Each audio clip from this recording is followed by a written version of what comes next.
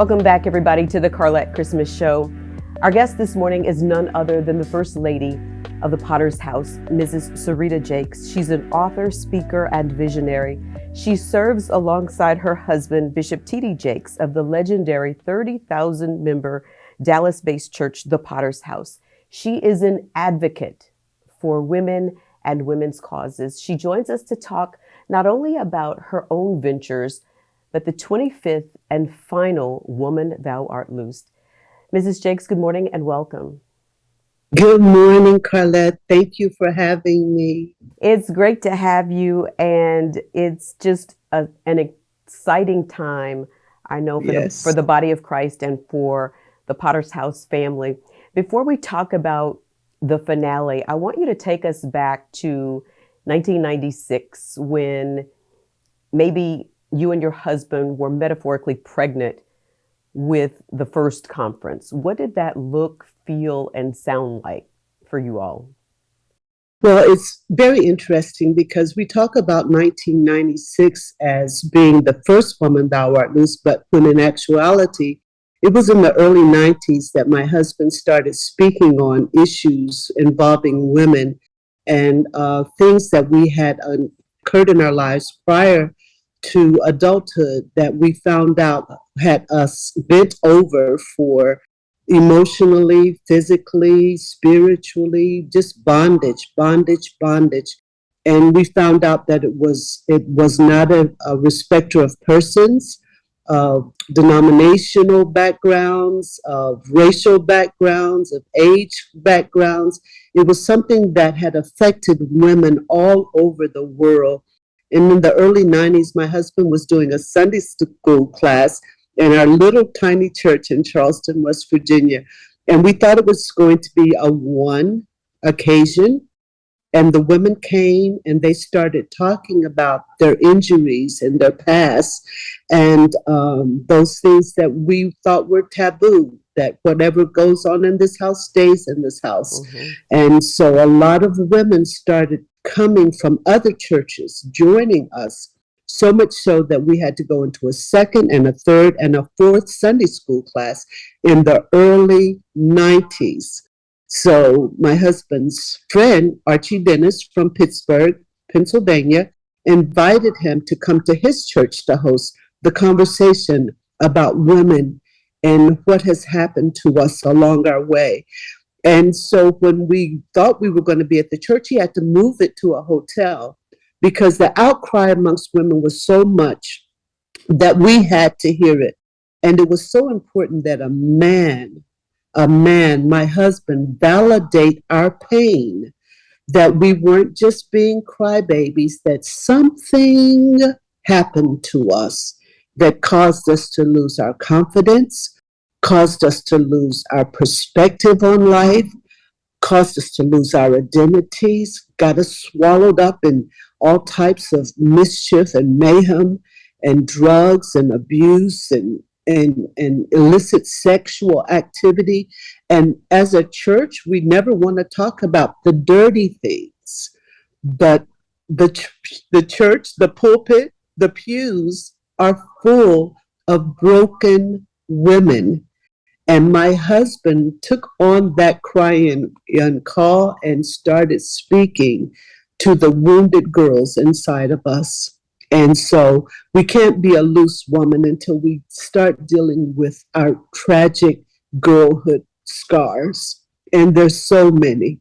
There's so many unsung songs, so many untold stories of women who have been abused, raped, beaten, and left.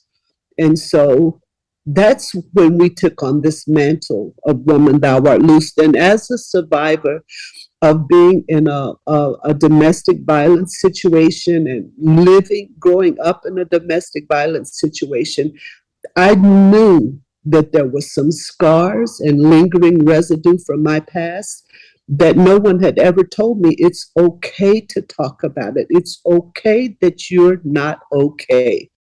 And so we just started coming together, and women from all over the world, Carlette, started saying, it happened to me too.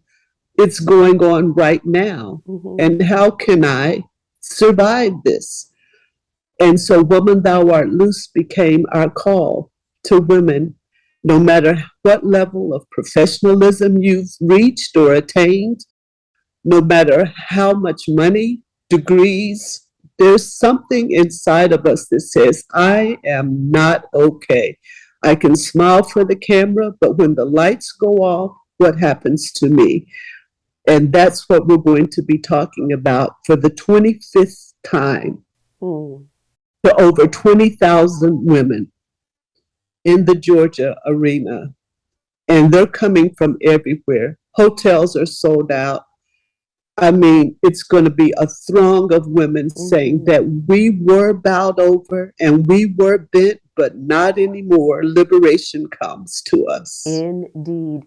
You know, as you're saying, you know, about all of us wounded and unvalidated and unfathered and unseen, way before the Me Too movement started or was even ever thought about, what do you think it was about yours and your husband's ministry that made women begin to open up and divulge those secrets that many had kept a lifetime?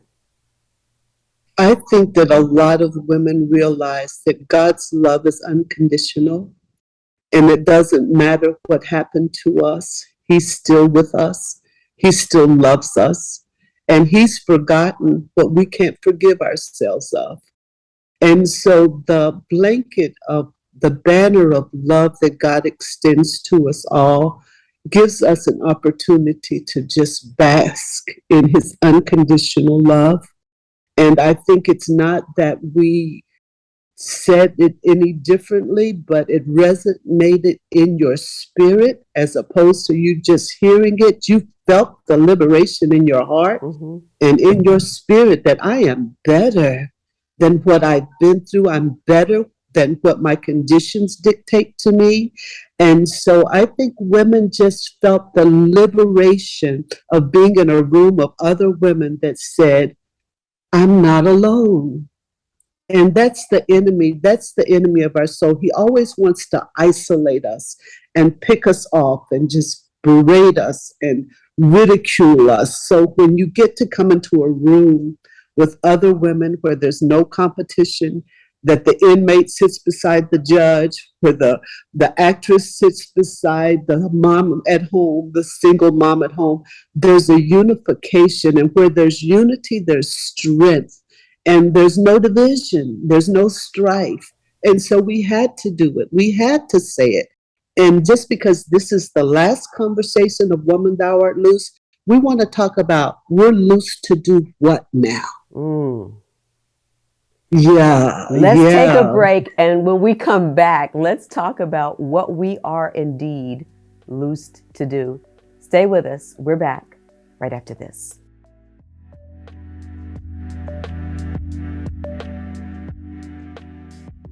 Welcome back, everybody, to the Carlette Christmas Show. Our guest this morning is the First Lady of the Potter's House, Mrs. Serita Jakes, and she's talking about the 25th and final Woman Thou Art Loosed.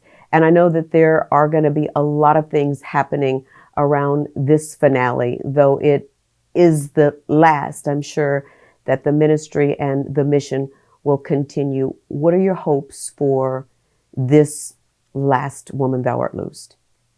I think that my daughters started out as little girls at Woman Thou Art Loosed, and now they're taking the stage.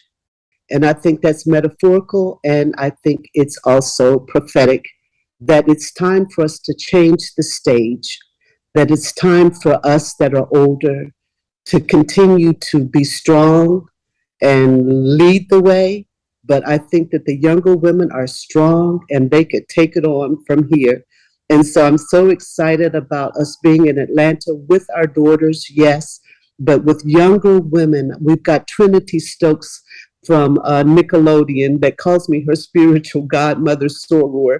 She's going to be part of the Girl Talk panel. So we've got from Trinity Stokes to Fantasia talking about their journeys to freedom, liberating themselves from the chains that would bind them, or you looking at me talking to my daughters and my daughter talking to her daughter. It's a generational conversation. It's going to happen in the arena. Yes, but it's also going to happen in the elevators, at the restaurants, on the streets of Atlanta. You're going to have a chorus of women singing about freedom, and who the Son has set free is free indeed, and that they no longer have to be bound. We've got a pop-up store, yes. My daughter with Woman Evolve and the Potter's House is going to have a homecoming store, because we're calling all of the women, all of the girls that experience Woman Thou Art Loose sitting beside their moms to come back. Let's come back for this final echo to the world, saying that we are loosed to love. Absolutely. And before we've got to let you go, I want you to talk about the pop-up shop, because many people may or may not know that you are an entrepreneur and you got a start, and you have an incredible line of home items that feel so warm and are so beautiful. What can people expect?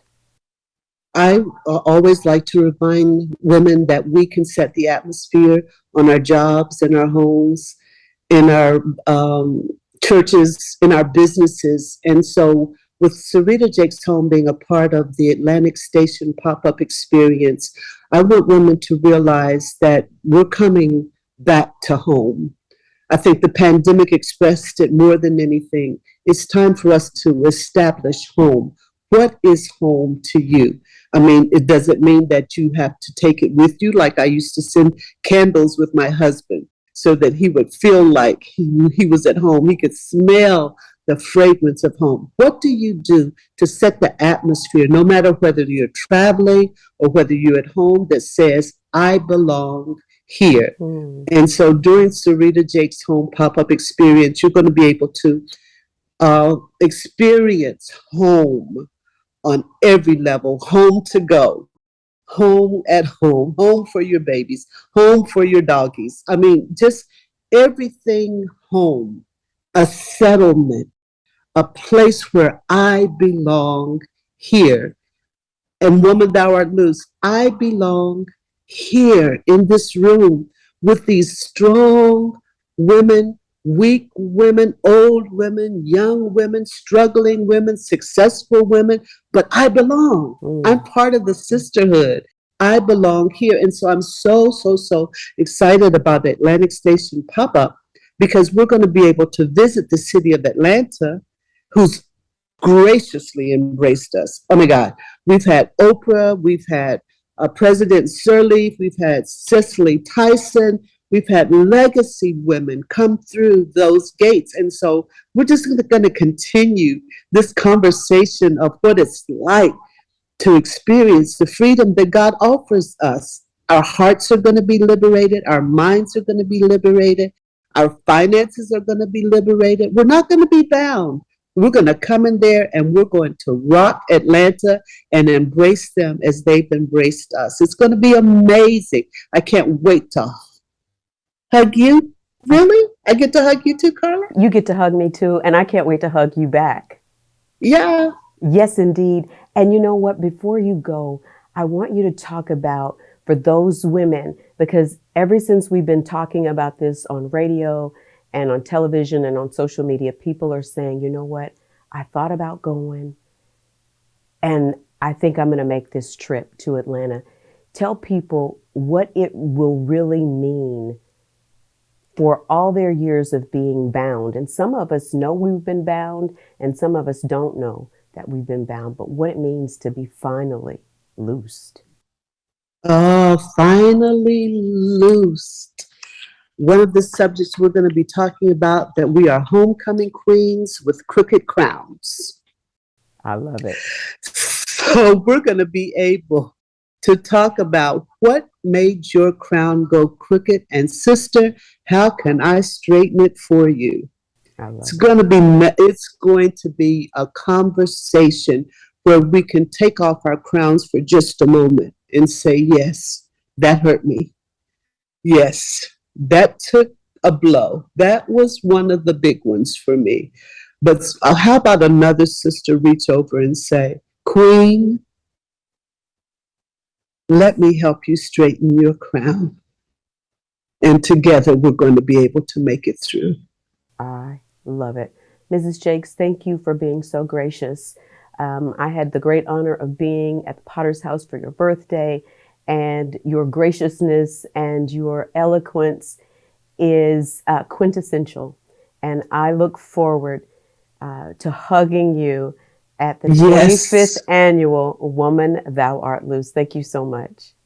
my pleasure. Thank you.